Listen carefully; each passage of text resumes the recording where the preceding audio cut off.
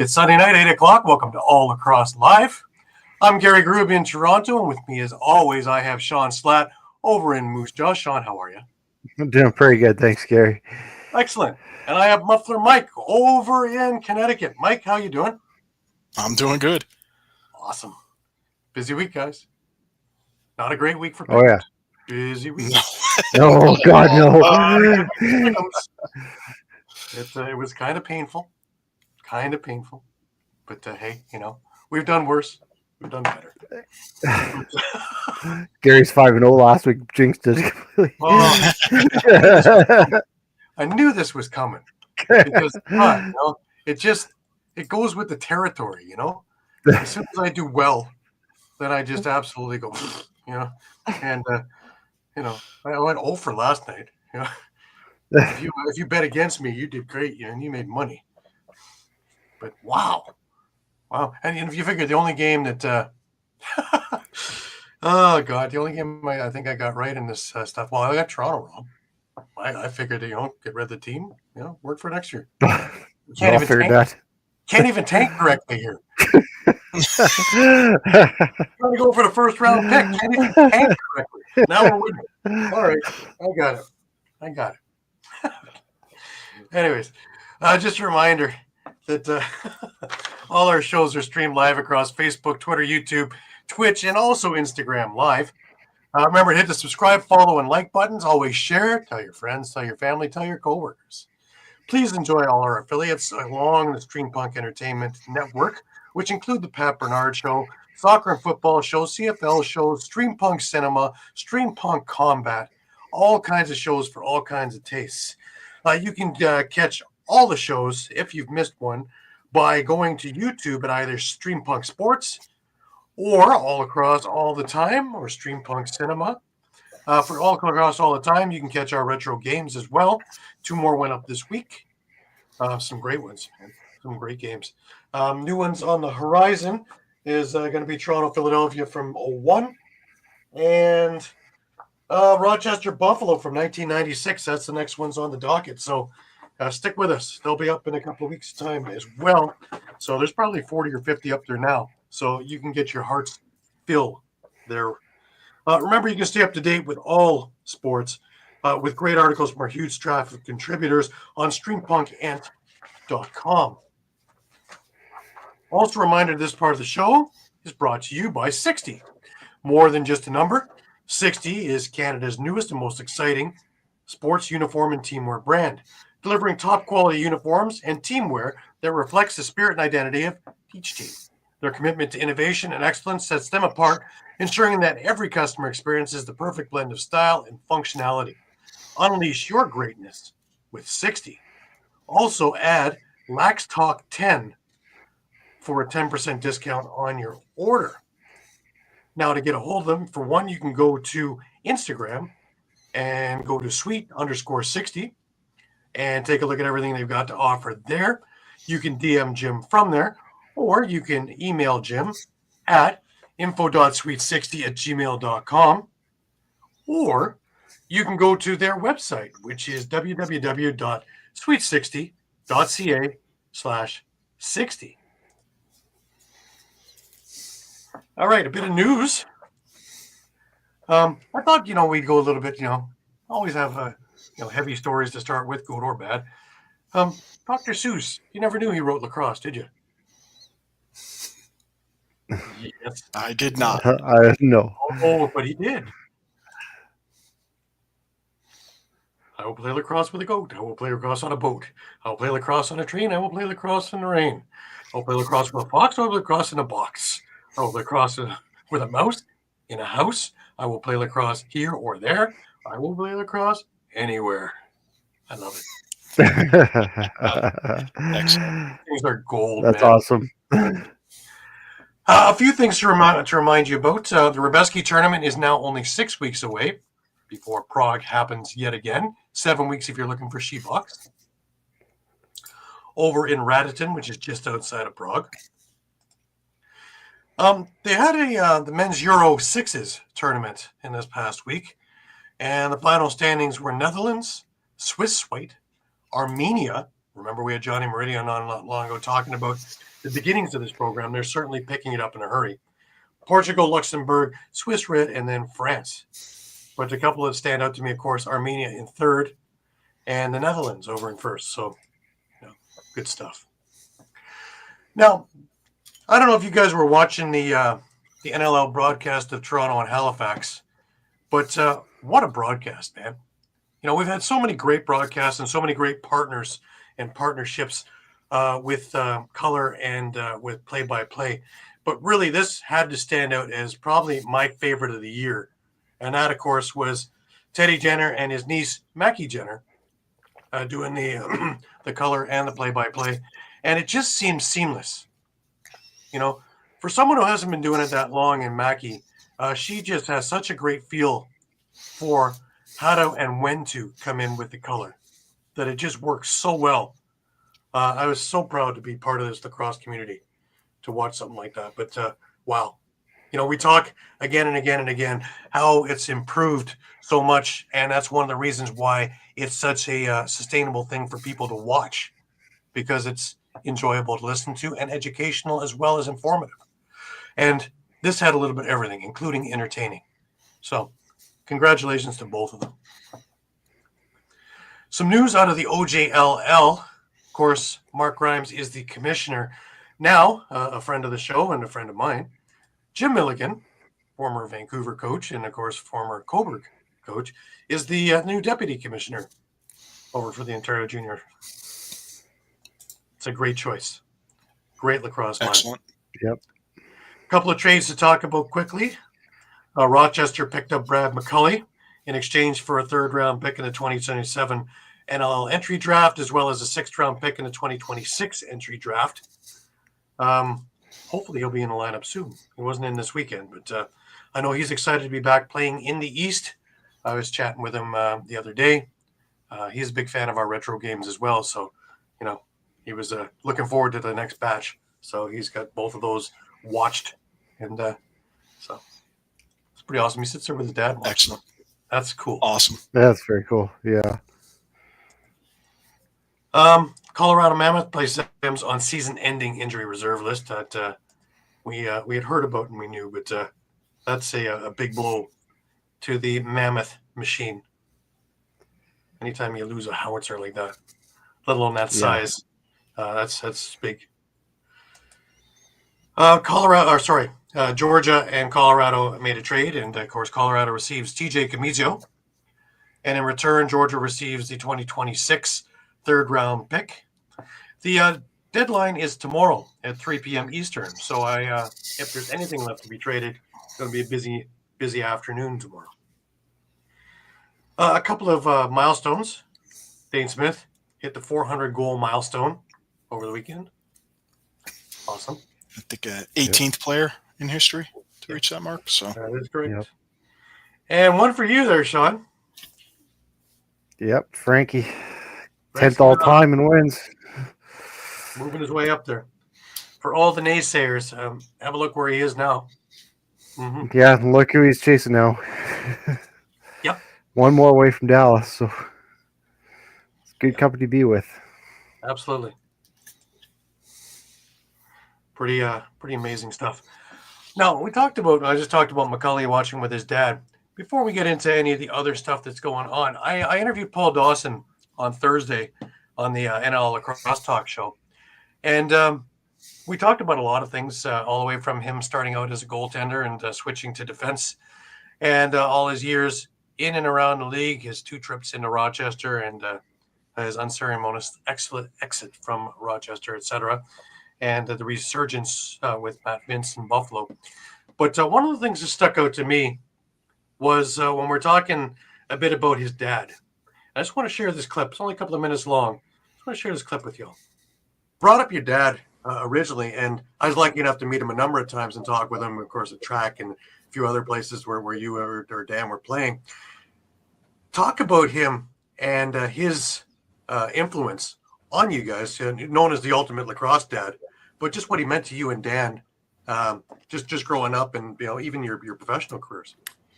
Yeah, I mean, he was everything. It's still miss the guy every day. And, my parents got divorced pretty young, and it's funny, like me and my brother look back on it, and I'm one of 4 kids. So we have 2 sisters that kind of nobody knows about, 2 older sisters of me and Dan. And that's always kind of a joke too, that everyone thinks it's just me and Dan, but we have 2 older sisters who are, my older sister was a good athlete in her own right. She was an athlete of the year twice in high school, but my parents got divorced. Like my dad had to start all over again at the age of like 52, like move into a basement apartment. We were still both playing AAA hockey.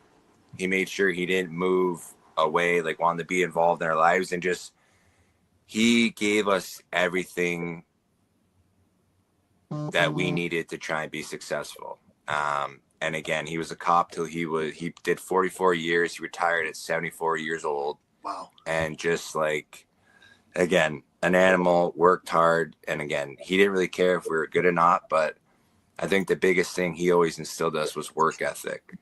He didn't care if we scored goals or whatever, but if we're out there, not trying hard or taking any game for granted, whether hockey, lacrosse, or whatever, like, we would hear about it. So I think, you look at my brother and myself, especially Dan, and the work he put into lacrosse, like, it definitely comes from my old man. And then again, he was just like the ultimate support role. Like, when I first came into the league, Dan was in Arizona, I was in San Jose. He'd fly to San Jose, then Saturday night he'd fly back to Arizona, and just, again, the ultimate dad, like the ultimate lacrosse dad, just always there to support us and give us everything, we needed to be successful. And it was like that in life too. Anytime we had trouble or whatever, he was obviously the first guy we called, and he'd figure it out, whether it was, maybe we got in a little bit of trouble with the police or something. We'd call the little man, and he'd figure it out and either give us the advice or help us get out of a jam. But yeah, he was the best. And I think, again, like, I'll just say the work ethic and just seeing like him as a police officer in Toronto and kind of what he did for us growing up, just that's one of the biggest values he instilled in us, is just like working hard, no matter what it is, whether it's lacrosse, job, whatever, relationships, just make sure you put everything you can into it. Right. Pretty amazing, the ultimate lacrosse dad. To fly one place, to fly to another place, to be there for everybody. Pretty unique, and just shows you how much goes in and how much can be taken out by the efforts made by parents. All right, Arena Lacrosse League. Some interesting stuff happening this week. Some interesting scores happening this week as well. It's gonna mess up the power rankings, Mike. Oh yeah, you missed out on this, Mike. Well, Friday night over at the Memorial Arena in Brampton, and the Riverwolves visited Brampton. You knew this was going to be an exciting game, but boy, the game that they got, wow! It turned out that Paris came from behind to beat Brampton 15-14.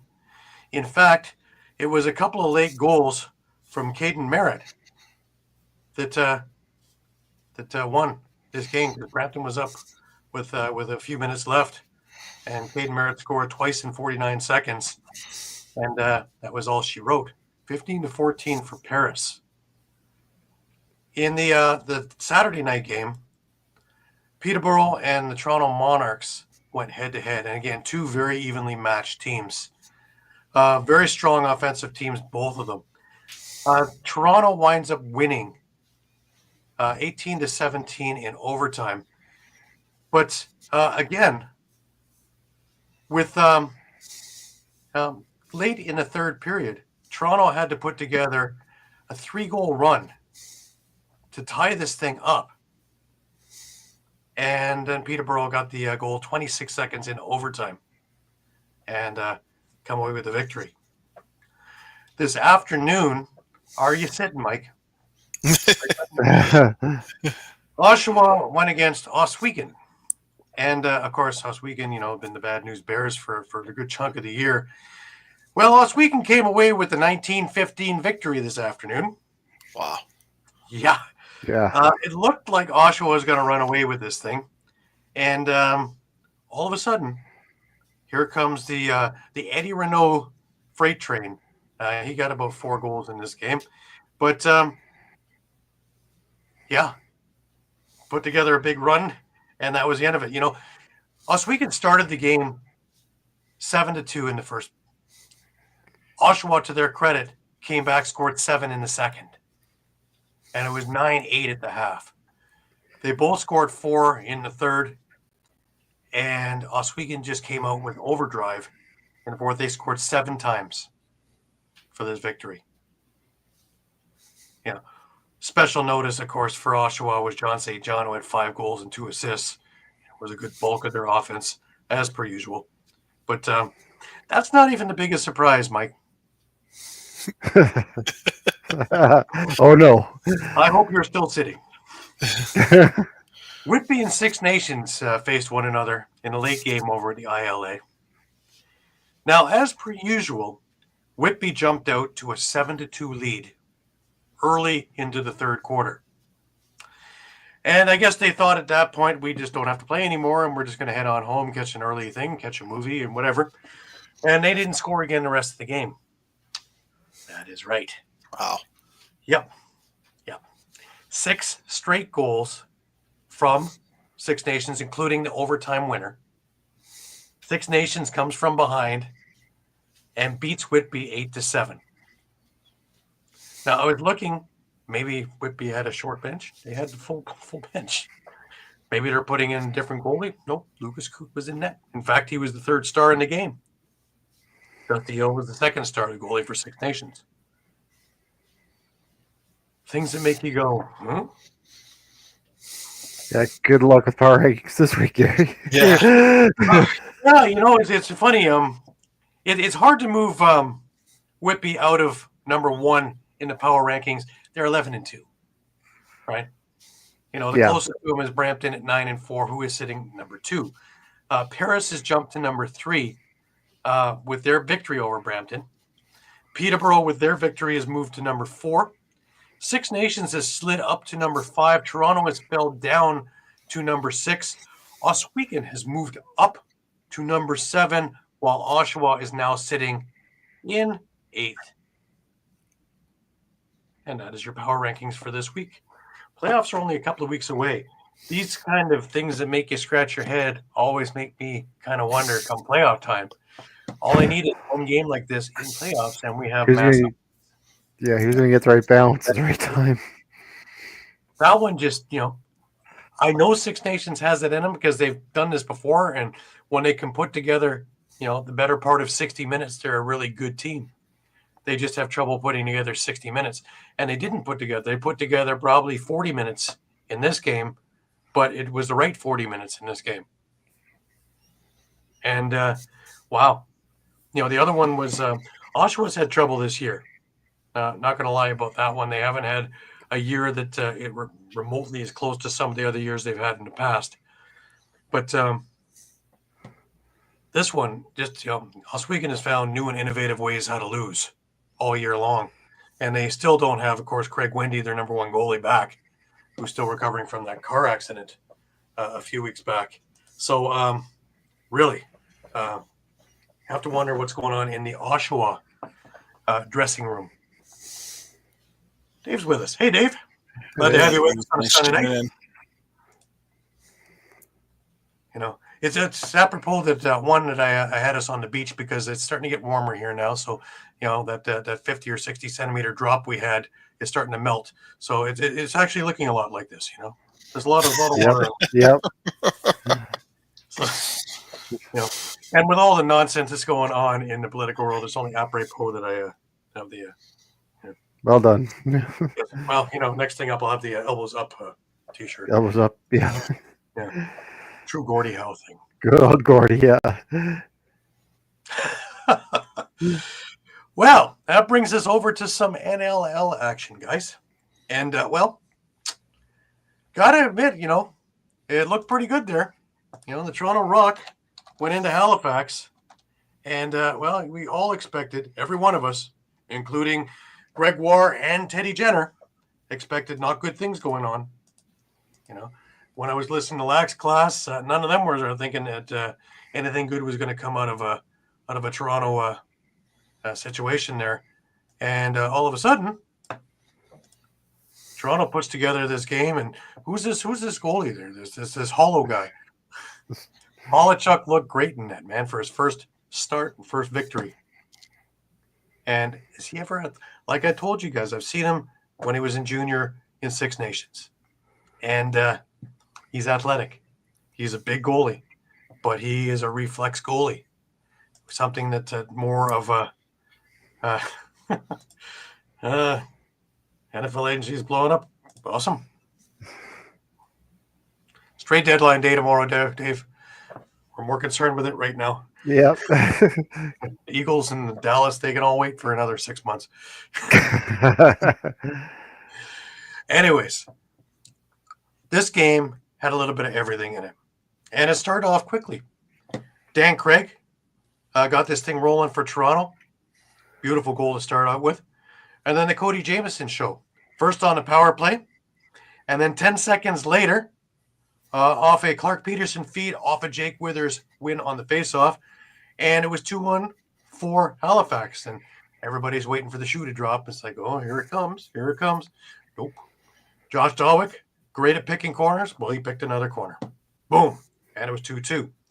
Cody Jamieson with his third in a span of 8 minutes.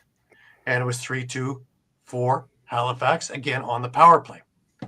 The next two goals had Josh Dawick finish his hat trick in the first 10 minutes of the game. And it was 4-3 Toronto. Now, Graham Kostiuk had just a gorgeous goal with about a minute left in the quarter. And it was off a loose ball, off a face-off, and he went in all alone and beat Kostiuk beautifully to the corner. Typical Kostiuk goal, like a freight train. And it was 4-4. Not to be outdone, though, Chris Boucher, about 20 seconds later, from behind the net on the power play, and put it in. Seems to be that typical go-to shot, right, Shawn? Yep. Pass it to the guy behind the net and dive forward. And, Yep. At least 8 times a game I watched that, so it didn't surprise me. Clark Peterson, he wanted to be part of the show, and he got the next 2 goals for Halifax, and all of a sudden it's 6-5, and this is where people are going, all right, this is it. Halifax is going to run away with it now. They're going to put that run that we've been seeing, and that's it for Toronto. Thank you for coming. Terrific. That's all I have to say about that. Corey Small. He gets his first of the night off a Jake Darlison pass. I told you I love this kid. Jake Darlison has got a lot of heart and will be a good defenseman in this league. Just needed an opportunity. Got it. Chris Boucher with his second of the night off a Challen Rogers pass, and Toronto's up 7-6. Now, Nate Grennan had a goal disallowed a little bit earlier in the game. This goal, again, was under review for a good little while, but it was a behind-the-back pass from Tom Schreiber that saw him on the crease mouth, and he beat Warren Hill very, very handily. Upon review, it was not inconclusive. It was. So Grennan got his first as a Toronto Rock. Not to be outdone, Corey Small on the power play ends the quarter with about a minute left with a blast from just off to the side of the net, skipping into the corner. 9-6 Toronto at the half, and all of Halifax is going, who are these guys? We come back after the break. Corey Small picks up right where he left off, 25 seconds in, converts a Chris Boucher pass, and it is 10-6 Toronto. Now things are starting to get quiet over in Halifax. Thomas Hogarth gets one back. Chris Weir with a beautiful goal. That's about his third goal in his career, defenseman. Off a Dan Craig pass in transition, and it was 11-7 Toronto. Cody Jamieson continues his big night with his fourth of the evening off a Thomas Hogarth pass, and it looks like they're starting to make a little bit of a comeback. Jake Withers right off the faceoff again 5 seconds later. The freight train looking like Jeff Snyder. 11-9. Corey Small with another goal off a Dan Craig pass with another blast This time a little bit further outside, but just skipped it on in. 12-9. Tom Schreiber with a behind-the-back shot that had Warren Hill going the wrong way. And it was 13-9 after 3. Guys are gripping their sticks a little hard now. So, of course, what happens? Halifax, of course, gets on a run to start the 4th. And in the span of 1:15, Halifax scores 3 goals, and it is 13-12. And now everybody in Toronto is going, oh, man, I've seen this before. I've watched this a number of games. Hogarth with a pair in that one. Brad Cree, of course, that goal whiz for Toronto, with a behind-the-back shot off a Zach Kearney pass. Who'd have thought? It was gorgeous, but who'd have thought it? And then Jake Darlison with an empty netter to seal the deal with 52 seconds left. Toronto pulls this off 15-12. Troy Holochuk with 40 saves in the game. Not bad. Not bad. TD Erlin and Jake Withers, a duel of duels. Withers came up on top 18-13, but still held his own. On the power play, Toronto went 2 for 5, but scored twice shorthanded. Halifax, 2 for 4 on their power play. Corey Small with 4 goals, Cody Jamieson with 4 goals. Also, a special note, of course, Josh Dalwick with 3, continuing his hot streak. So, pretty amazing stuff. Toronto comes away with a 15-12 win. Like I say, we can't even tank correctly. Number 1 pick, number 2 supposed to be losing. Getting drafted. Is working towards the number 1 pick for us. Number 2 pick means you have to lose more games. Put all the practice. Wait a minute. No, it looks like Las Vegas is taking care of that number 1. Yeah, Las Vegas is number 1 for you. Guys in, though. All the practice roster was in. Maybe we had it wrong from the start. Mind you, you know what? As much of as a plus Mitch DeSnoo is as a defender, my pet peeve with him, especially of recent, he seems to be reading his own headlines, is he didn't pass. He would get the ball in transition in his own end, and each time try and carry it up the floor and try and make this spectacular play, maybe even go coast to coast for a goal. More times than not, he would get checked at center, either lose possession or somebody else would have to come and grab the loose ball. And, of course, the odd times he wasn't even able to get over the center line and we'd lose possession. So I'm not missing that. So we're back to basics with defense, keeping things simple, but yet you still have your main pieces in there. There's a lot of talent here. And since Jamie is scooping up everybody's draft pick, there's going to be an awful lot of talent coming in the next 2 years as well. And let's not forget their number 1 pick in the first round draft last year, Sam English, will be on that roster next year. So if you think they're over the hill. There's plenty of stuff to come around still. And if Mark Matthews wants to come back for another year, it's open there too. So let's not forget about that. So there's all kinds of upside. This may not be a year where you're hoisting the cup, but we've gotten kind of used to that over the last 14 years.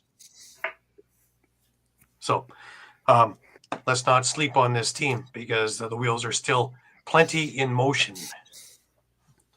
So we're all going to just have a rock solid lager and enjoy ourselves with the victory that was ours.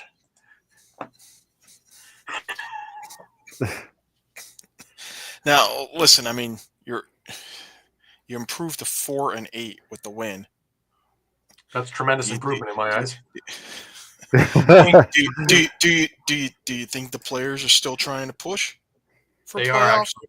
They are. Oh, yeah. Because There's still an opportunity. And looking at the schedule, you know that every one of those games is winnable.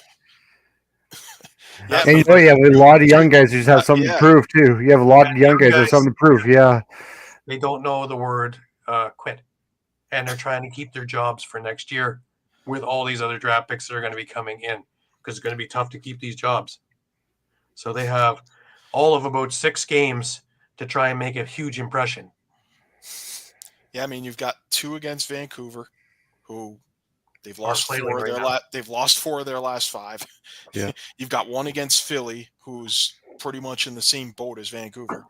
You've got to travel to Vegas, who, you know, Vegas is Vegas. yeah, Yeah. I mean, no matter who wins that game, Toronto wins in the draft. So, Yep.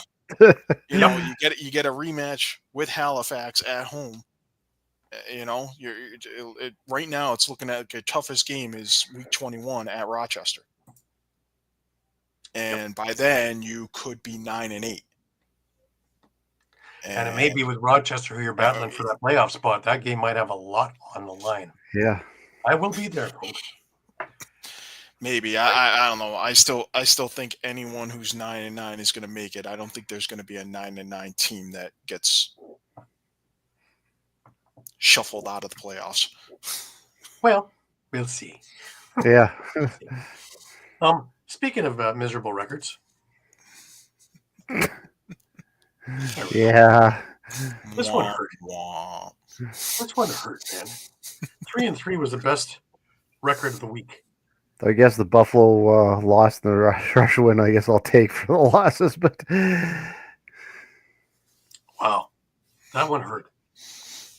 But at least honestly, it's Buffalo and Halifax. Buffalo and Halifax killed the records this week. yeah. Both losing, so. Mm-hmm. Yes. Looking at that, there's only 5 difference between first and worst. What a pack of wolves we are. Yeah. But We're all at 500 or better. There is not anybody under 500. So there's a positive in all of this spin as well. Alrighty. Why don't we go to, don't forget my little pro tip at the bottom there. Yeah. In my caption. The road teams, so, yeah. I just want to point that out. So over the last 6 weeks, 37 NLL games have been played. The away teams won 28 of them. So home field advantage isn't maybe such an advantage right now. So it's not, no. And the funny thing is, if you look at when I was just kind of jotting down for next week's picks, I believe I have all but one visiting team. So yeah, it's your job to figure out which one. But anyways. Anyways, why don't we head on over to the San Diego-Vancouver game, which was also played Friday night. 1 of 3. This is the second one of the 3. And Berg's 4 goals and 3 assists lead the Seals to a dramatic victory. Martel Nutt's 3 goals and 2 assists in a loss. Vancouver is snake bit right now. They just can't seem to get over the hump, even when it is handed to them. Yeah, leads of 4-1. I mean, Westberg opened the scoring, and then Vancouver went on a 4-goal run in the first to take a 4-1 lead. They also had a 7-5 lead after another series of runs. But San Diego, they had their own 6-goal run, end of the second quarter, into the third quarter. Vancouver fights back in the fourth. That's, that's good to see. They were able to tie the score with a 4-goal run at 11. But, San Diego scores too late. And maybe what hurt Vancouver the most was just no goals at all in the third period. Mm-hmm. Yeah. So, kind of allowed San Diego to continue that run. But for Vancouver, scoring kind of scattered. I guess in one way that's good to see that it's not just, the Keegan Ball show or something. Ryan Martel, again, three goals, 2 assists. Jonathan Peshko had 2 goals and an assist. Riley Lowen, Marcus Clarich, Keegan Ball all had a goal and 2 assists. Owen Grant, Alex Stathakis, a goal and an assist each. Stathakis did win the face-off battle, 18 of 28. He had 33 saves from Aiden Walsh, and then Connor O'Toole came in and stopped 9 of 11 shots, but he led in the last 2 goals. So taking the loss on that. On San Diego's side, welcome back Ryan Benesh. He had a hat trick and 2 assists to go with Westberg's 4 goals and 3 assists. Rob Hellier, 2 goals and 7 helpers on the night. 3 for 4 on the power play. We know the power play is a bit of a problem for seemingly everyone in the league right now. So 3 out of 4 is an outstanding showing these days. Chris Origlieri, 44 saves in the win. And San Diego, they not only even their record at 6-6, they jump back in to a playoff spot right now. Technically, they're in 8th place. And they gain a split with Vancouver, which now Vancouver's, 5-7. So there's a chance if they win that tiebreaker, that they can hold a tiebreaker over someone who's kind of fighting for the same spot they are. So really a key game and really a lost opportunity for Vancouver. I mean, they would have even their record at 6-6. They would probably be in 8th place. They would have a tiebreaker. They would have a tiebreaker win. Yep. Over San Diego. So really a lost opportunity for the Warriors. Yeah, I can't understand this Vancouver team. And, getting rid of McCulley, who was on a whole list, didn't really affect them. But that's a guy that would really work into Malowski's plans. I would think he's his style of player. And they just don't seem to have that drive. They start it, they can't finish it. I just, they show signs of greatness and they show signs of 3/4 of the way there, and then it stops. And against a team like San Diego, who is getting healthier, this is deadly. And Origlieri played another great game. So you can pepper him with shots when he's zoned in. He's as good as anybody in the league. Yeah, so that's frightening. Yeah. We said over and over again. Yeah, we said over and over again. I mean, Vancouver has the talent; it's all there. It's just they just can't seem to put same old story, right? They just can't seem to put it together. But it's it. They're going to play themselves out of a playoff spot instead of playing themselves into one. So, yeah, I mean that's I was going to say that's not an understatement considering their schedule in some places looked tough, but looked manageable. But you've got 2 games against Toronto, who looks like they're not ready to give up yet. Mm-hmm. You've got Georgia, and then you've got to go at Buffalo. You've got Philly and Albany, who are struggling but still fighting.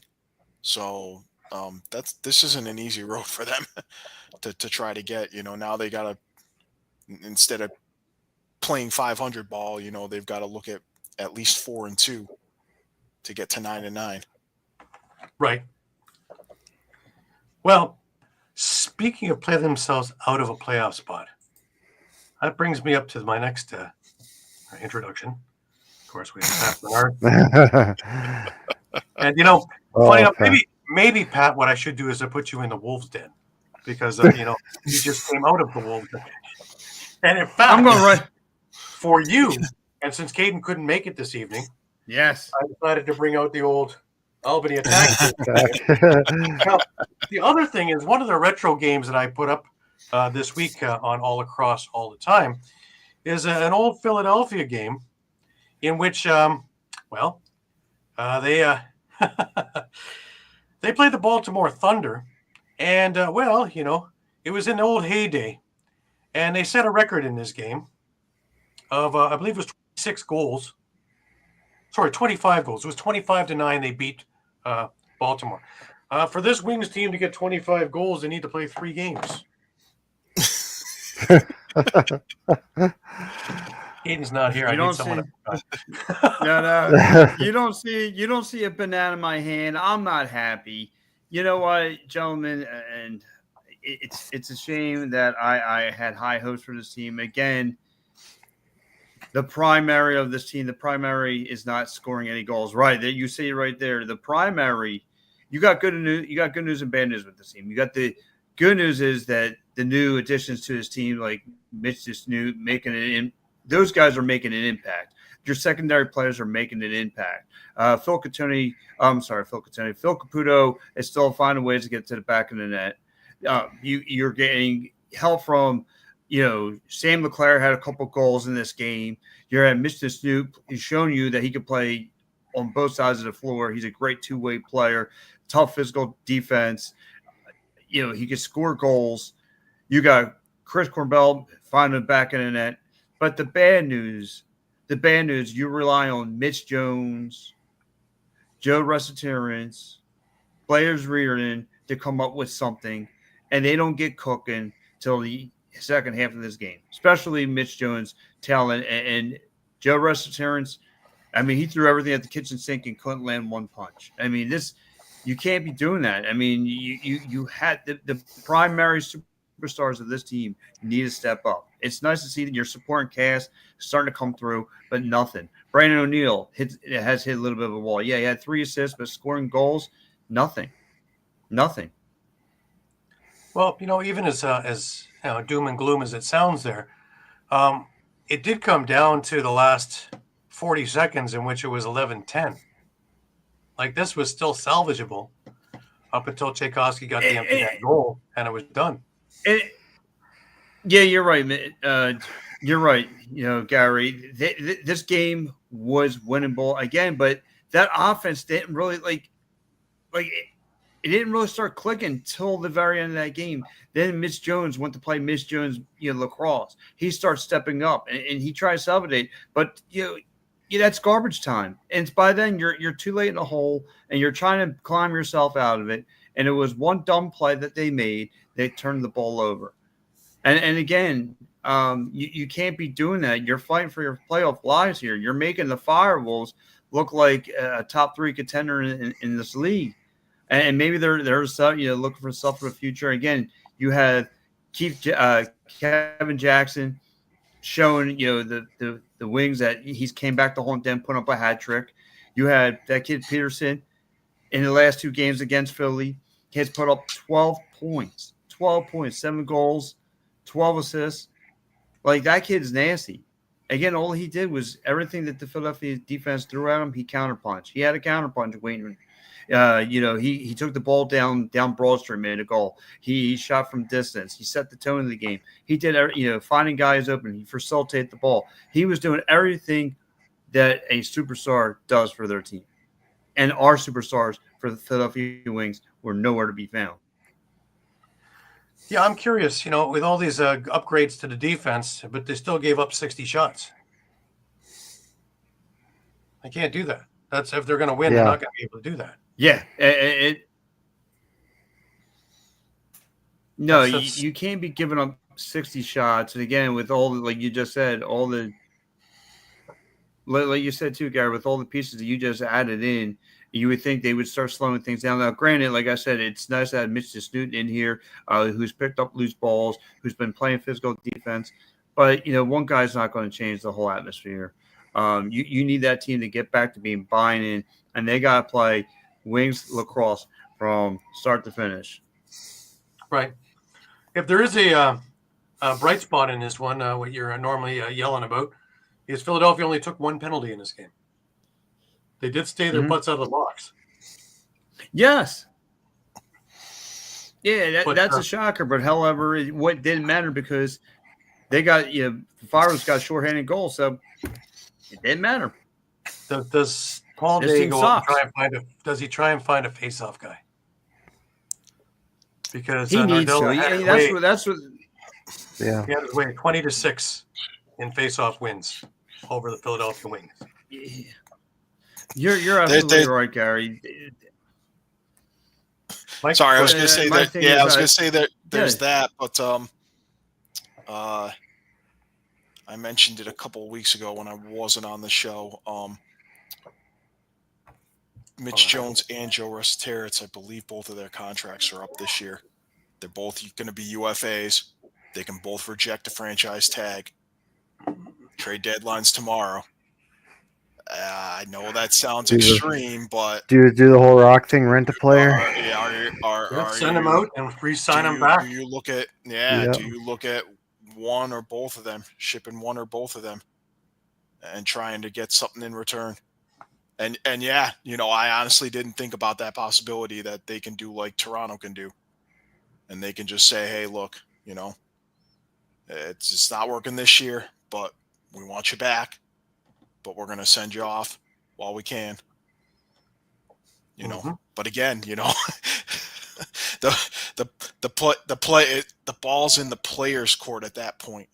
We got to remember that, and let's not forget that Joe Resetarits rejected the franchise tag when he was given the opportunity to, when the CBA changed and the age changed, when he left Albany. And Albany pretty much had him all, they were going to lock him up. And then the CBA changed. Suddenly Joe Resetarits had the opportunity to reject the franchise tag where he didn't under the previous CBA. He rejected it, went and signed with Philly for 3 years. Mm-hmm. So, it could happen again with one or both of those guys if you ship them off. I feel like it's high risk, high reward, but no, that's a great point because we're going into a new CBA, so we don't know what could come out of that. That's true. We've got that as well. So, and to me, it's I'm with you, Mike. I think it's a damn if you do, damn if you don't, because those guys would get shipped out because they are not being superstar level players here as far as scoring goals as lately in the last 5 out of 6 games. I could see them going somewhere, cranking up the heat, and never looking back. Like they're going to go to a contender.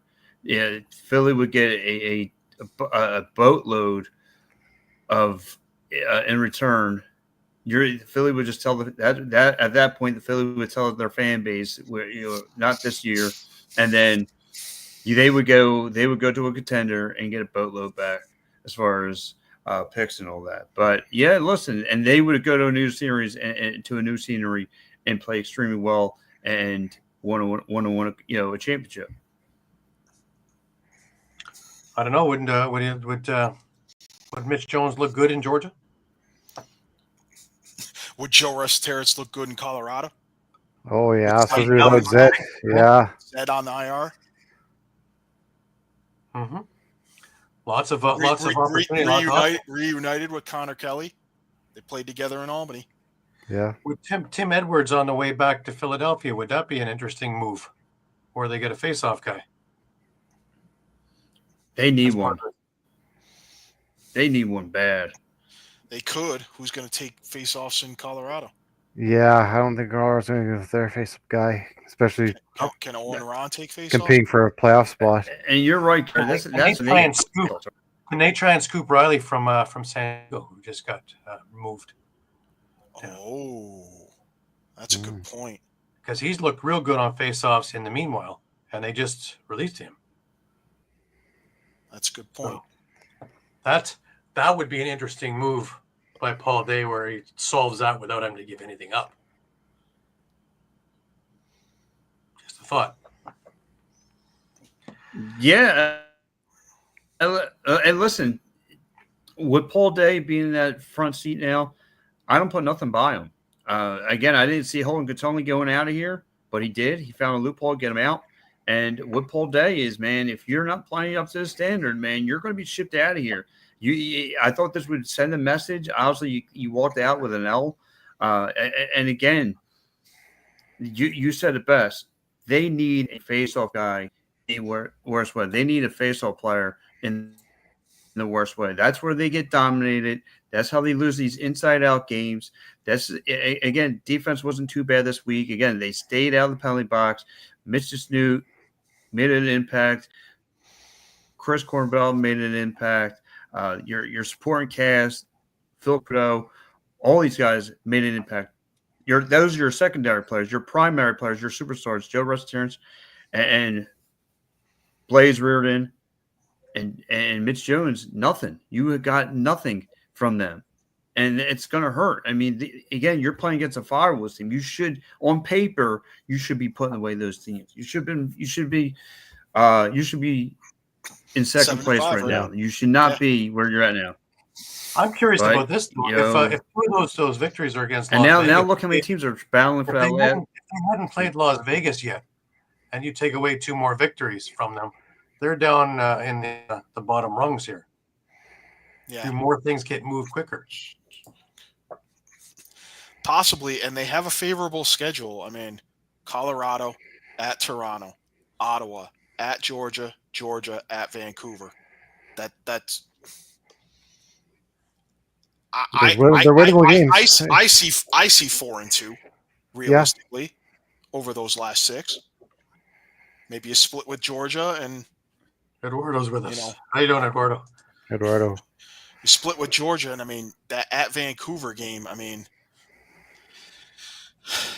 by then, if Vancouver keeps playing the way they're playing and not finishing off games. Yeah, there's all kinds of different possibilities, but time is a winnable game. You have less than 24 hours now in this wicket, so then it's all said and done. This week, Philadelphia faces Colorado at home. Not an easy task on this one either. Get into a so maybe that potential trade of Resetaritz to Colorado isn't quite on the cards. Have them turn around a week from now and torch and torch your playoff chances. And there was a couple. And Philly does not do a great job really in the half court set, if you will, because all they did on Saturday was try to take the ball down the lane, and then eventually in the second half they're trying to start shooting from outside. Like their playbook was just plain as day for the Firewolves just to read off of, and everything, and they had a counterpunch for all that.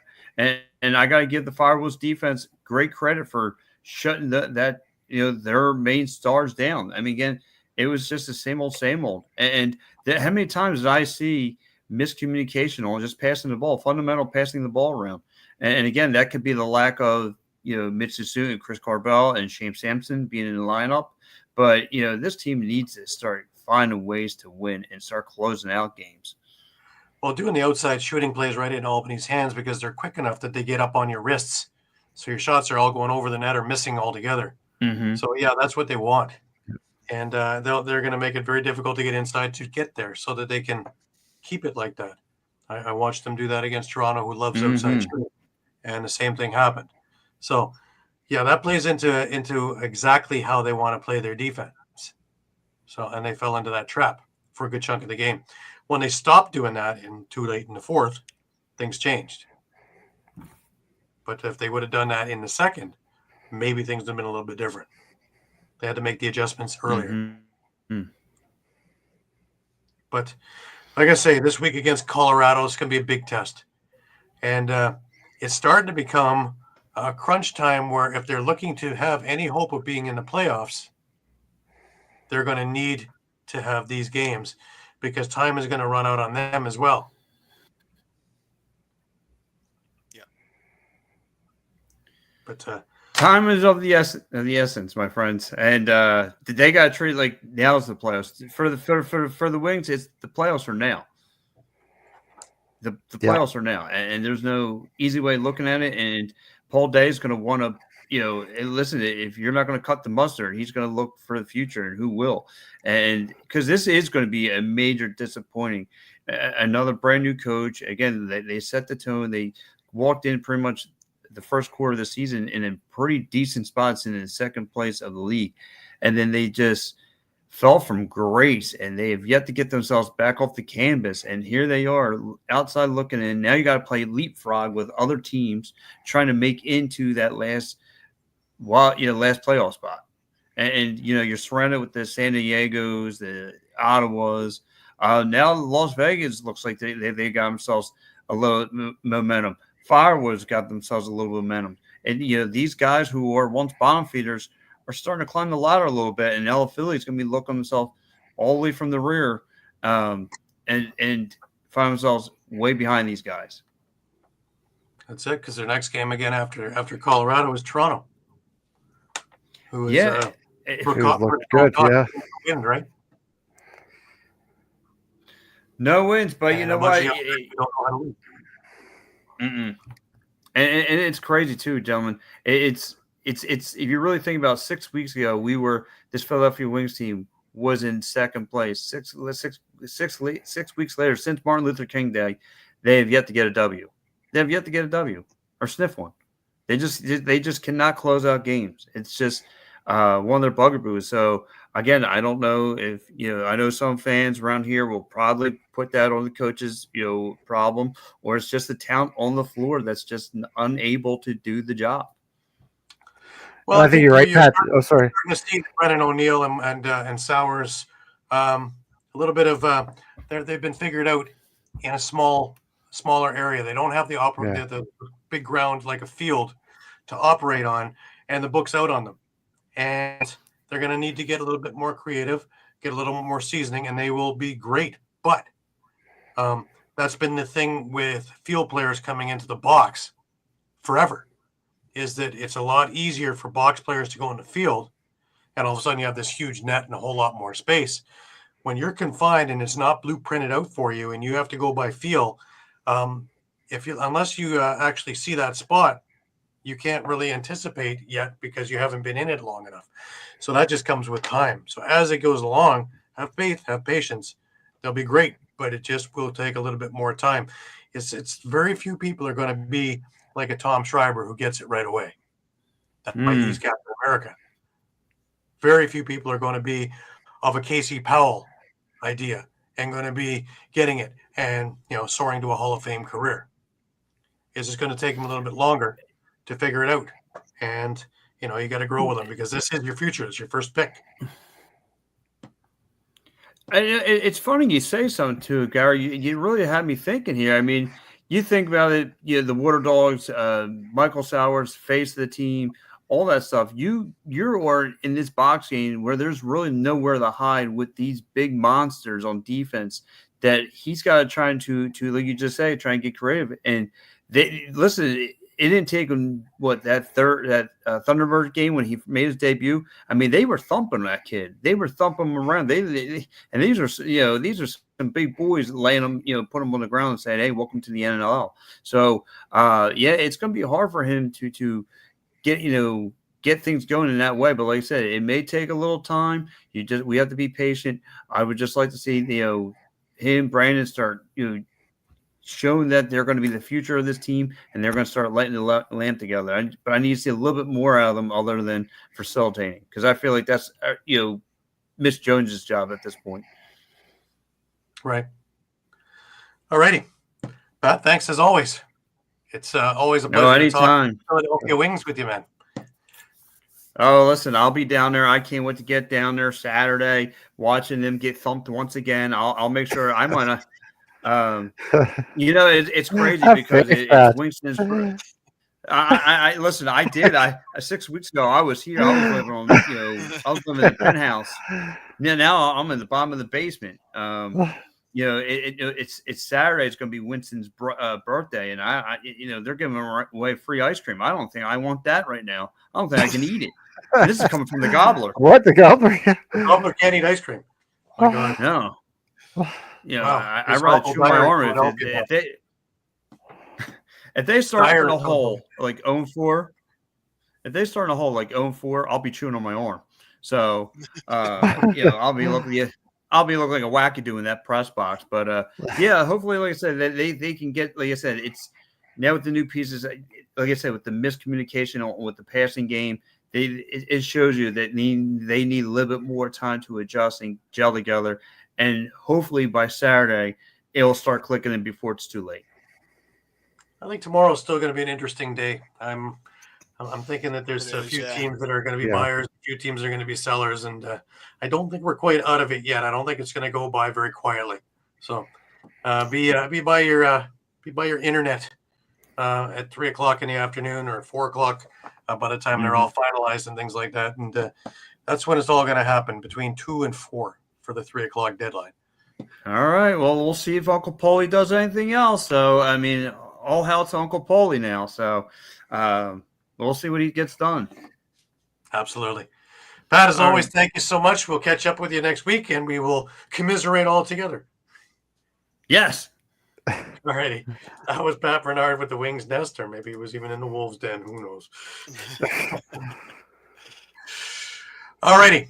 Let's keep moving along here. We got a couple more games to take a look at. Las Vegas and Rochester, and of course, Fields shines with 6 goals, 5 assists to lead the offensive outburst for their 3rd straight win. Like I've said in my pick'ems over the last couple of weeks, is it just looks like this team has finally figured it out, because the last couple of weeks they seem to be getting stronger and stronger and stronger, and that bodes not well for a lot of these teams. However, it didn't look too bad for Vegas in that first. Vegas was able to put up 5 goals in that first. In fact, they jumped out to a 4-0 lead. And guys who we hadn't heard from in a little while, hey Mike, guys like Donville and Hannah, we're hearing from them again. But all of a sudden, Rochester seemed to be very calm in this. They didn't have that usual beginning of the season, and things started getting erratic and getting away from their systems. Hogg, O'Connor, and Lanchbury all of a sudden is 4-3. Holden Catoni, who's done nothing but shine since he's gone to Vegas, made it 5-3. But Gilray and Hogg on the power play, and it was 5-5 heading into the second. And now Rochester goes to work. Vegas goes on vacation. Rochester goes to work. 8 straight goals in the second. This is part of a 13-goal run. 13 goals. 13-goal run. This started from the end of the first quarter and ended at the 11:33 mark of the 3rd quarter, before Kurst gets a goal for Vegas. That's obscene. It's not a little run. 13. No. That's an entire game's production. Remember, how many times has Vegas gotten over 13 goals? Or 13 goals? Is it twice? 3 this season. 3 now. 3. Yeah. But when you throw 13 on it and you still lose badly, your defense went south. 13-goal run. And, of course, Hogg had a good part of it, but Fields has a natural hat trick in the second. Ryan Smith scores 4 in a row if you take the last 2 in the second and the first 2 in the third. And this is just a debacle of epic proportions now for the Vegas team, because now everything goes out the window. The little bit of positive that you got off to a great start at 4-0, that's long forgotten. Now, at this stage, it's 16-5. You barely played 4 minutes into the 3rd quarter, and it's you already throw your hands up going, well, maybe next week.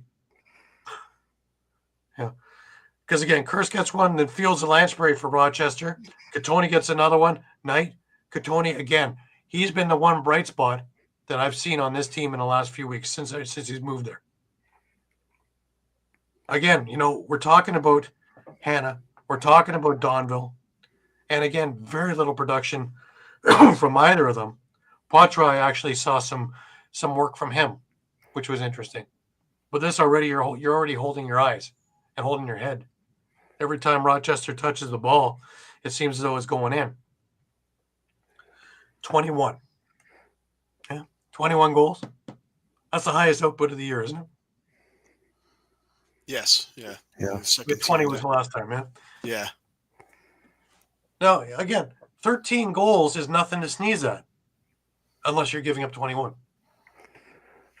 I was going to say, it just seems like that's with Vegas, right? Like, one game, their offense isn't clicking, and they can't do anything. Now their offense seems to be clicking a little bit more, and their defense completely disappears. It's just, they can't put it all together at once.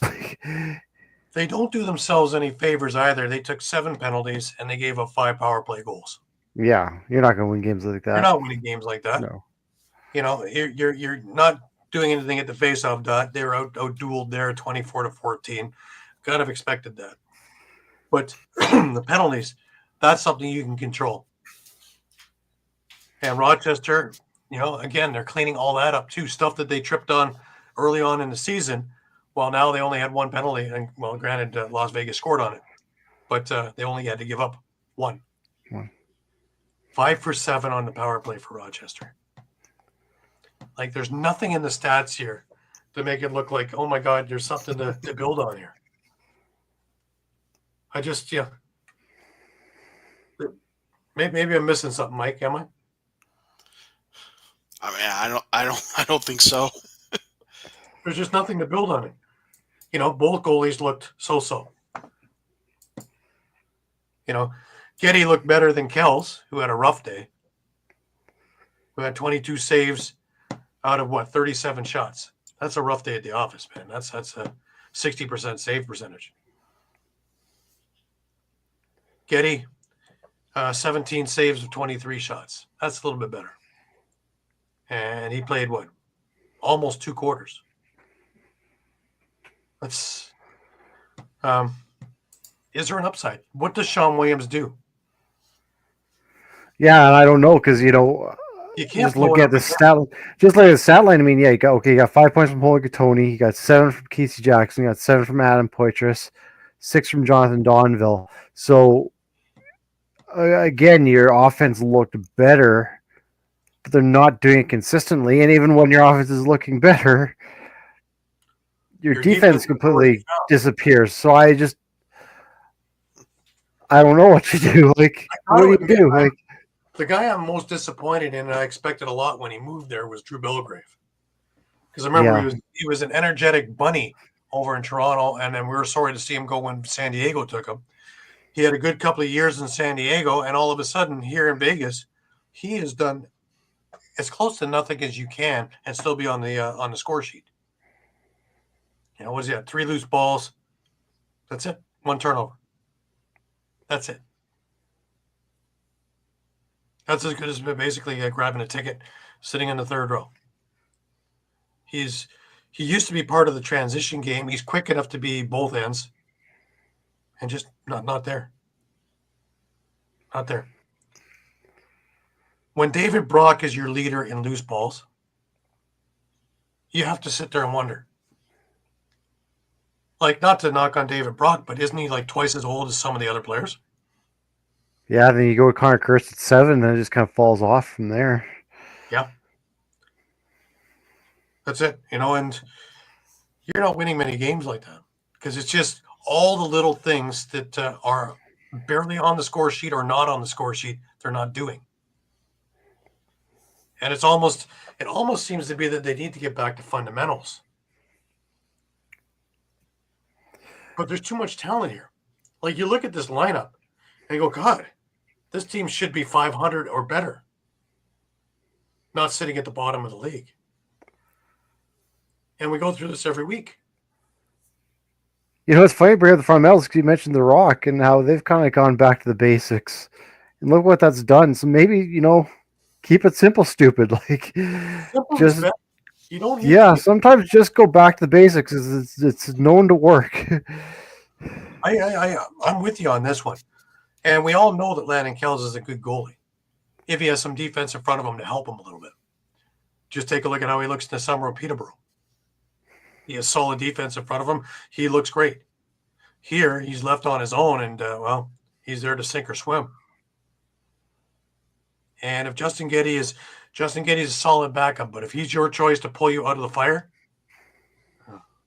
bless you. Good luck to you. Yeah. I don't think he's gonna steal you any games. He won't lose you any games, but I don't think he's gonna steal you any games. Solid NLL goalie. But he's not that Matt Vince guy. He's not that who am I thinking of? Even Holochuk right now, who looked great in his first real performance. Thomas Kaisick, if we want to go into Saskatchewan. Or even that other goaltender that you will not name. I mean, he's been looking pretty good lately. I know he's been looking pretty good lately. I mean, you can't argue that. Yeah, that other goalie from Saskatchewan. Yeah. I mean, I know he's been around, but still, I mean, Yeah, the one only was. I mean, I know he's been around for a while, but I mean, he's a guy who could steal you games. Kells maybe isn't that guy, but if you put defense in front of him, he's going to win games for you. Sure, yeah. I don't blame either of these goalies because I say they're both solid goalies. I am more concerned about the defense and the defensive breakdowns that put them in positions that these guys can't. Most of the time it's not the initial shot. It's the rebound or something that came off a turnover, something, a missed assignment, something happened that had a breakdown in there. And that's the thing that go back to basics. Maybe, and I know it sounds remedial, maybe Sean Williams needs to treat them as though this was the Whitby Warriors. And when he was coaching them, coached them to a Minto Cup. Maybe it's time to go back to those kind of plans. A little bit of the exponential ideas, but still rudimentary. Keep it simple. Just because we start going with all these elaborate plays, and here we are. And eventually, management is going to get, and the fan base too, but management is going to get tired because there hasn't been much upside in the first couple of years. You've changed arenas. You've changed team look a few times now. You've reinvented a couple of times. Now, if there's another team that comes to mind, it would be Rochester. Until they got the formula right, they reinvented that team a few times and tried different pieces and different things. Do they go and try and sell off some of this and try and rebuild again? Do they do it one final shake? Mike, what do you think? There's a lot of big pieces to get good picks or good players. Yeah. It's the same thing you want to kind of keep someone around. Sorry, I'm kind of going over Mike here, but that's fine. You still have to keep pieces around that you can build around. Yeah. As well. And I mean, after say a Holden Katoni, who's a guy you could definitely build around, what do you have that's going to have any worth in a trade? I would, me personally, Jonathan Donville, Jack Hanna, and those would be ones to keep. Anybody else is fair, and Katoni, and everything else is fair game, as far as I'm concerned. But what do they have for trade value? Casey Jackson. Jackson. Hammer Jackson also is, and somebody who doesn't have a face-off guy, maybe. Jackson Webster is another one that's on the cusp because when he does play well, he plays very well. And he's one of Sean Williams' bright new sparks in there. So you might not want to release that. But you might have to give up a Jack Hanna if you're going to get something down the road too, because I think that you're going to have to look at 2026 in that draft. Yeah. Because 2025, their pick is Toronto's. Yeah, and I think you need to keep Connor Kirst, I think. Yeah, that's something I was going to bring up too. Leadership. The other, for me, the other defensive untouchable is James Barclay. Mm-hmm. You've got to hold on to James Barclay. You cannot give him up in a deal. That's a guy who, I mean, last year, 2 years ago, he led the league in block shots. Right. So, Poitras, do you if the deal is there, do you pull it? Ooh. You know what? In some ways, I want to say yes because I know he's a rookie, but he did come in with some high expectations, and I don't know whether he's kind of like when he's. I hate to say as a rookie, but I don't know whether he kind of met those expectations. Right, like I said, when he's good, he's real good. But when he's not at that peak, and he doesn't seem to be on that. I feel like he should go somewhere where he can grow a little bit better. Well, I was going to say develop. Defense, I mean, he started out the season playing out the back door. Yeah. It wasn't until probably a third of the way into the season that, they started kind of using him more out the front. Right. Did the trade for Katoni really have to happen? Like Shane Simpson was their transition game. Now they don't have one. And with Katoni, they got obviously he's doing well. He had another 3 goals in this game. So he's at 5 since he's been there. But they have firepower. They don't need another, cannon from the outside. Was that the most of their offense, unfortunately? So, yeah, I mean, if they were acquiring Katoni with an eye on trading Patois, then I mean, if it's part and parcel of another piece to the puzzle, sure. But if it's just that, then I tend to scratch my head of going, why did you go through this? And why did you go get Shane Simpson in the first place? It certainly wasn't so you could deal him halfway through the season.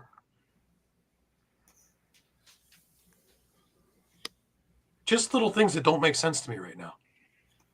When you look at the big picture and everything that's happened, things that just, there's certain teams where you can take a look at everything in sequential order and go, okay, I see where they're going. I see where their plan is. I look at this and everything, unless I'm missing something, everything that I've seen in this, I'm looking going, this doesn't make sense with this. This we have too much of. Now, why is, and then we look at so many other pieces here and it's like, there's things that just aren't working. Well, going back to Patois, Mike made a good comment. Was it maybe a mistake to play him out the front door to begin with? Maybe he should have kind of wet his feet on offense first. Mm-hmm. I'm not a coach or a GM, I don't know, but 2 goals, 5 assists in this game. Hindsight being 2020. I mean, he's. I think he plays attack for the Whip Sneaks in the PLL, right? He's not a midfielder, right? No. So. No, he belongs at the front door. That's where he's most comfortable, and obviously that's where he excels. And maybe that just kind of hurt his confidence. You don't play him out that back door to begin the season. Or he's too busy trying to learn that he's not paying attention to the other. Yeah, that too, yeah. It's weird. It's a team that really is underperforming, yet still I think that there are gaps that need to be filled for this thing to work. Whether it's 1 or 2 or more, there's things that are just interrupting the flow of this. And the sooner they figure that out, and I know that Sean Williams is racking his brain, continually trying to figure where and how, because that's just the type of guy he is. That when they do get it, man, we're gonna sit back and go, do you remember when? But until you sit and just hope that I don't want to see this go the way of Panther City. And Panther City had much more talent and much more cohesion, and they couldn't get people. They're getting people, and they just haven't had anything really to cheer about in any length of time. Like I'm part of their chat on Messenger, and they're all still, the ones who are on there are still very, very positive. And very, very, the ones that I'm listening to are quite knowledgeable. But that's only going to last for so long. Yeah. And, that's a good point. That's saying something, because when you consider what happened when they got their NHL franchise and they went to the Stanley Cup in their first year of existence. Mm-hmm. So, obviously the NHL is taking steps to rectify that, to make sure, kind of a situation like that maybe doesn't happen in the future. And I'm not saying that the NLL should or shouldn't try to go towards or away from that kind of scenario, but it seems like with the Desert Dogs, the fan base at least is a little more level. I mean, sure, they're frustrated. I mean, right now they look like they're headed for the third straight 5-13 year. After making tons of personnel moves, the last 2 off seasons. Yep. To try to shake it up and end up in the same exact place. But they're staying pretty level headed about it. But that is a good point that, you're probably getting maybe one more year of that. and then the that's where fan we're base getting is the going rope on to it. start, All right. revolting. So Let's move on. Saskatchewan, Georgia, Shawn. Yeah. We'll save the best for last, Mike. Well, because we'll get to it. Because I mean, about halfway through the first, this one, we started hearing news about that other game. And all of a sudden, this became a pretty big game for Saskatchewan. Certainly did. Yeah, and a bit of a slow start for Saskatchewan, but funny stat here. So Jeremy Thompson opens the scoring to get Georgia on the board first. Saskatchewan is undefeated when their opponent scores first. Remember that. Mm-hmm. Which is a bizarre stat, so maybe teams might just want to sit back and let Saskatchewan score a little bit first before they get going. But yeah, Richie Connell scores his first NLL goal after first Matt Hossack tied it up. Then Connell scored his first NLL goal. He got goals by Brian Cole and beautiful behind the goal dunk by Jordan McIntosh. Sorry. And the Swarm are actually leading 4-1 after the first. But this rush team just kind of keep chipping away. Clark Walter opens the scoring the second. Zach Mans continues doing what he's doing. Now we're 4-3. Shane Jackson replies. 5-3 for Swarm. 44 seconds left. Brock Haley. I know he's not the big name rookie, but he's got to be in Rookie of the Year conversations. I can't say enough about that kid. He's just fantastic, and he was terrific in the summer as well. Yeah. And that brings it to 5-4. Brock Haley again in the third. And we are tied up. About 10 minutes left on the score clock.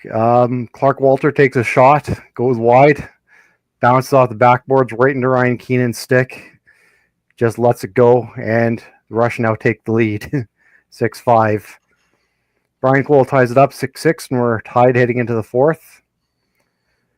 Shane Jackson puts the Swarm ahead, and then it's a little bit of interesting finish. Ryan Keenan scored to tie it.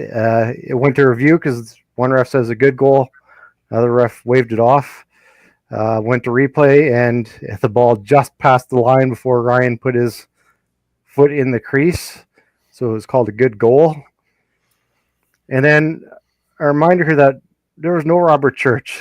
His wife actually had a baby that morning, so he was out of the lineup. And Josh Zawada got in for his fourth ever NLL game. With 4 minutes and 14 seconds left, Haley finds Zawada in front, puts it in the back of the net, challenged. His foot was just enough space in front of the crease to make it a good goal. Josh Zawada with your game winner. 8-7 for the Rush. They are now the first team to 10 wins. Technically still in second place because their win percentage, but suddenly Buffalo's first place is not looking so safe. No. Now, the big story of this game, of course, is Frank Scagliano. You know, that goalie who doesn't have a nameplate on. 45 saves. 45 saves. And you look at Swarm's line, Miles Thompson, 1 goal, or 1 assist, sorry. Lyle Thompson, 4 assists. That defense and Chiliano completely silenced the Thomas brothers. Mm-hmm. Now, the one thing for Georgia that is the positive is, once again, Shane Jackson had a couple of goals. So in the last 3 weeks, he has awoken. And I still think it is because Miles Thompson is back in the lineup, and still that he's back at 100% or close to it, that he's taken enough attention away to the other side that leaves Shane Jackson free over on the right side to start putting things in that he's been doing over the years. It's too much. Yeah, 100%. And all of a sudden he's starting to, his production comes back as soon as Miles is in the lineup. Oh, yeah, 100%. And I mean, Brian Cole, too, right? He had 2 goals and 2 assists. It opened up a few other guys. But when your top scorers are shut down, that is troublesome. Yeah, I'm looking at anybody in Georgia who wants to trade bobbleheads. I'm looking for that Brian Cole bobblehead. So, but yeah, here's another thing where Saskatchewan could have mailed it in when they were down 4-1, when they were down in the end, and they just keep coming. And Georgia's defense is no slouch. They really, really will make you pay coming inside. They're big and they're strong, but they just came time and again. And Zawada with the game winner. And there you go. And then, of course, it was back and forth for those frantic last couple of minutes. Oh, yeah. Both Sliano and Dobson looked stunning. But, somebody has to win. Somebody has to lose. Yeah. And another interesting stat, too, Jake Boudreau, 11 loose balls. Wow. Like anything that got near Boudreau, he is picking up. And, yeah, you talk about, Georgia Swarm defense being no slouch. I mean, well, Wiedemann, arguably Saskatchewan's got to have one of the top defenses in the league right now. Yeah. But to say with Adam Wiedemann, he's been out. This was his first game back. How much he looked good. He had 8 loose balls. Yeah. In his, right? But another W for Saskatchewan, and that kind of leads us into our last game. And of course, none of us had this one. No. And especially by this score. Yeah. Dixon dominates with 6 goals, 2 assists. Rose makes 43 saves in the win. Smith scores his 400 career goal. If anything, Nick Rose, the monkey, is off his back. Rosie has to get one against Buffalo, right? Well, this sets the stage because they're going to meet each other again next week in Calgary. So tune in your TV sets on Saturday because this is going to be a slobber knocker. Oh, yeah. This one turned ugly here. Wait. It's going to get a whole lot uglier, especially if Calgary keeps doing what they're doing. And remember, Dobie wasn't in the lineup for this game either. Yeah, and that'll definitely be interesting to see if he if he gets reactivated for next week or what they do with that. But just to me, it was a matter of Calgary just punching back and not allowing Buffalo to get on any sort of run. And part of that, credit to Justin Anasio, 22 of 32 on faceoffs. So you're stopping Connor Farrell from winning draws. You're stopping Buffalo from making those runs. So, and like you said, things getting a little chippy at the end. Buffalo found themselves in the penalty box a lot more often than they had said they wanted to be, and Calgary went 3 for 6 on the power play. So I believe those were all Jesse King goals as well. So Buffalo has said all year that they have to watch what they're doing in the penalty box, and if this wasn't a prime example, that it would bite them in the butt. It happened every single time, almost. And Priola actually had to pay rent. He was in there so much. Yeah, including the 10-minute misconduct right at the end of the game for mouthing off to the ref. Yeah. But Curtis Dixon, huge game. Sock trick, 2 assists. It's his 8th career sock trick. And you go back and look at the highlights. 3 of those goals were literally carbon copies. Him just streaking toward the center near the restraining line and taking a sidearm rip. I mean, one of them went through 5 Buffalo bodies, including Vince, and found its way to the net. And just I watched the replay, and I was like, how is he finding anywhere to aim this ball? Sure. And sure enough, gets through 4 screens and past Vince. Right. But he did that. He did a carbon copy of that goal 3 times. Oddly enough, for the book on Vince is the fire glove side, and they were hitting him stick side in this game, low stick side, and time again, they were finding net. Yep. Just so something. He wasn't the Matt Vince zoned in that we've seen over the last most of the season. But for whatever reason, this just wasn't the 100% Matt Vince. So everybody has an off night. So that's another reason why this thing in Calgary next week is going to be very interesting. It's going to be something. Because if Buffalo happens to drop this, and Saskatchewan moves their way into first place, and all of a sudden things aren't as rosy in Bandit land. It doesn't really mean anything to anyone other than the bragging rights of the season that they're having. And it just was, everything was going so smooth. Now all of a sudden they've hit a bit of turbulence. Yep. And both losses at home. That's the other thing. Bandit land is supposed to be the place that nobody can play in. 19,000 screaming maniacs. But both losses have come there and it's silenced them. Yeah, because the opponents love to silence the crowd. That's why.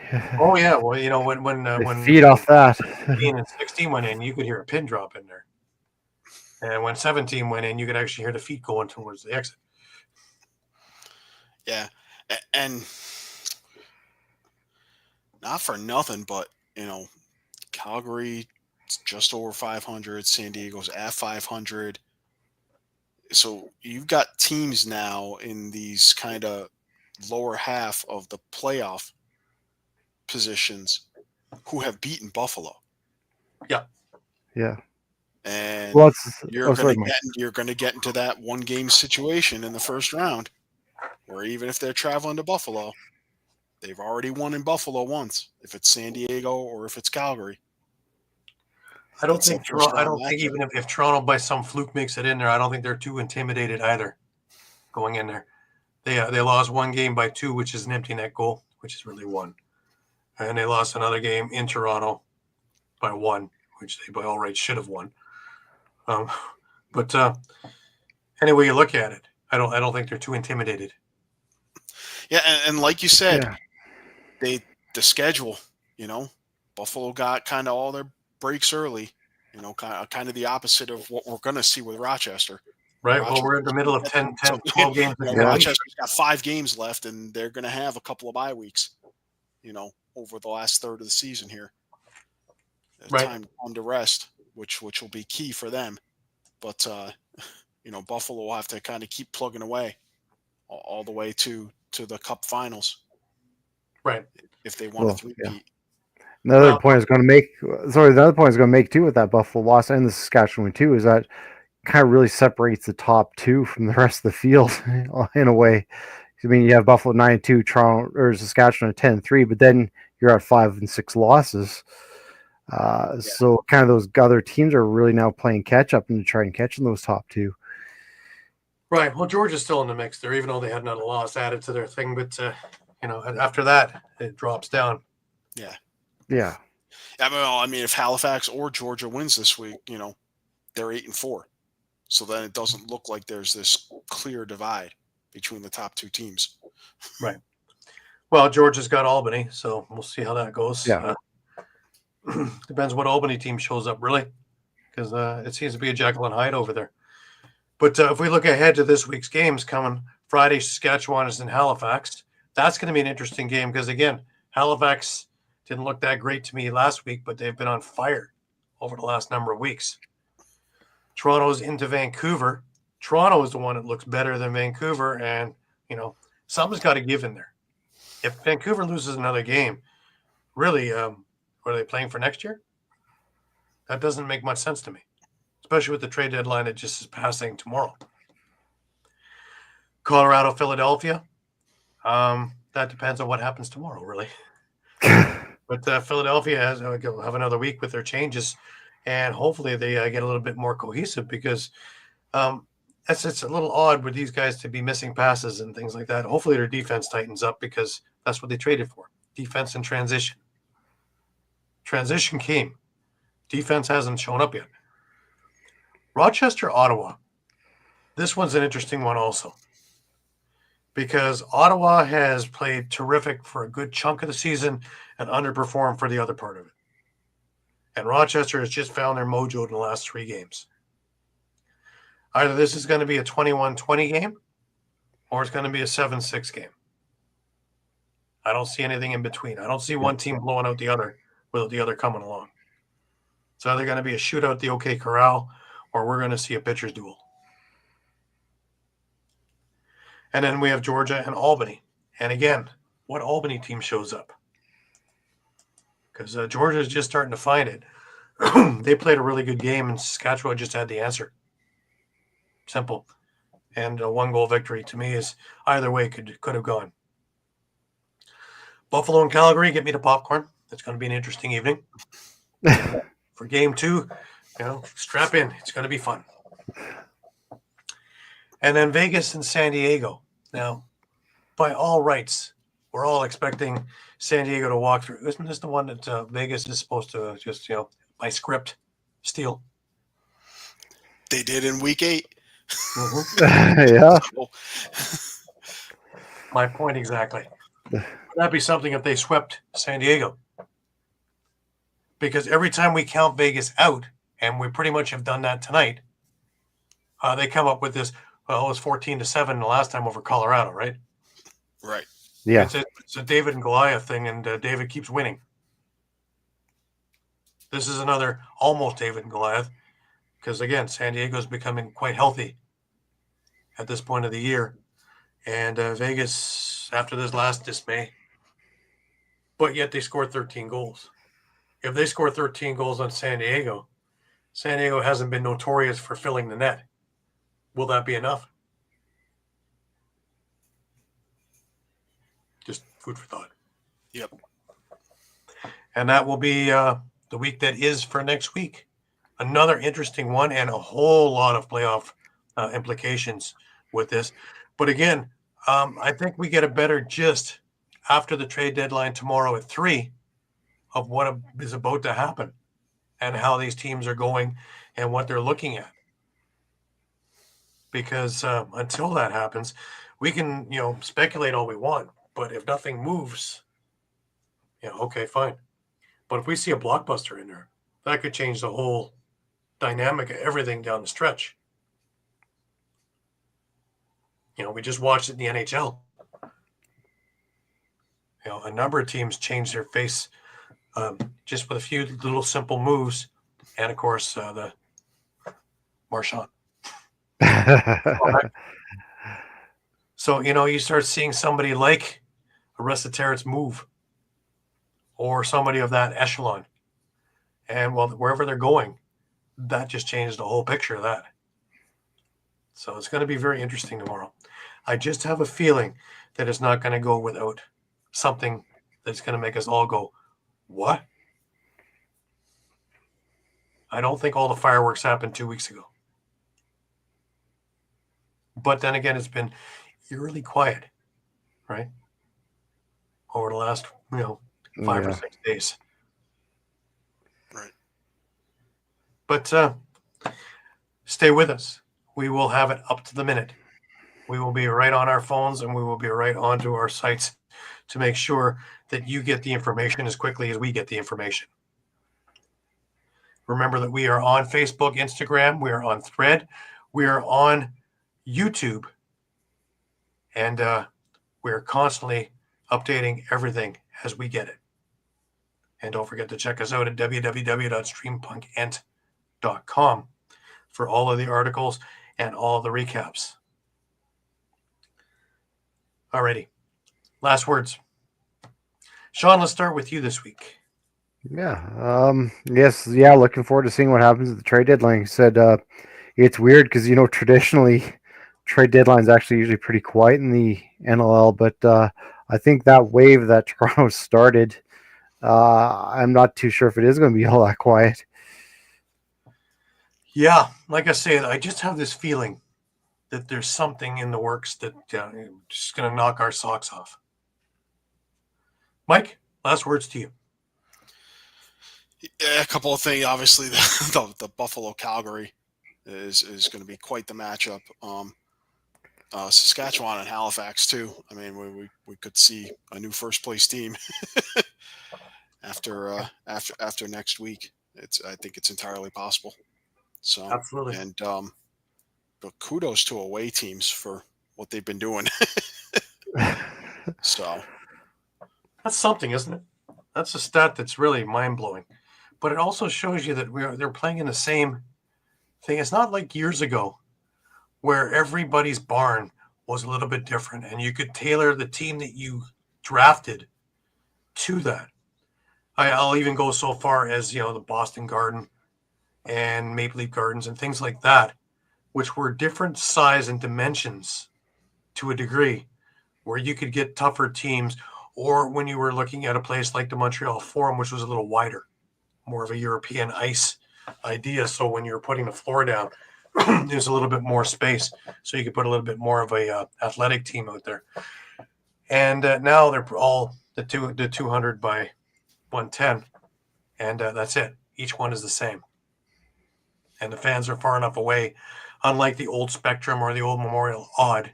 If you look at the retro tapes, where these fans are right on top of the players with low glass, so literally they're on there going, "Hey!" Now there's a big divide between everybody, so it is not as much of a home advantage as it used to be. And unless you're in a place like a Buffalo or a Toronto or a Rochester, where guys are close to where they're working, guys are still flying in a day before the game, playing the game, and flying out. So again, how much of a home advantage is it? Places like Calgary and Buffalo, Colorado, maybe because the places are full. Sastel in days of old, where it's full, where it's really difficult to hear as a visiting team. But that would be it. As for other little elements, they're gone. So my thoughts are, I'm looking forward to the deadline tomorrow at 3. I think that gives us a big tell on what we're in for the rest of the season, and who is putting all our eggs in a basket, and who's looking to build for the next couple of years. Because you can take advantage of teams that are trying to, do it this year. So it's going to be very interesting. I just have a feeling by mid-afternoon we're going to see something. Anyways, that'll do us for this week. Once again, we thank you all for being with us week in and week out, for following us along during the week to everything and all the news, and of course for coming in every week at 8 p.m. Sunday nights and staying with us as we go through everything in lacrosse that there is. So please stay with us. It's our pleasure to bring it to you. For Shawn Slaght over in Moose Jaw, for Muffler Mike over in Connecticut, I'm Gary Groob in Toronto, wishing you the best of weeks. And remember, keep your sticks high and your spirits higher. And until we meet up again next week, have a great week. Till next week.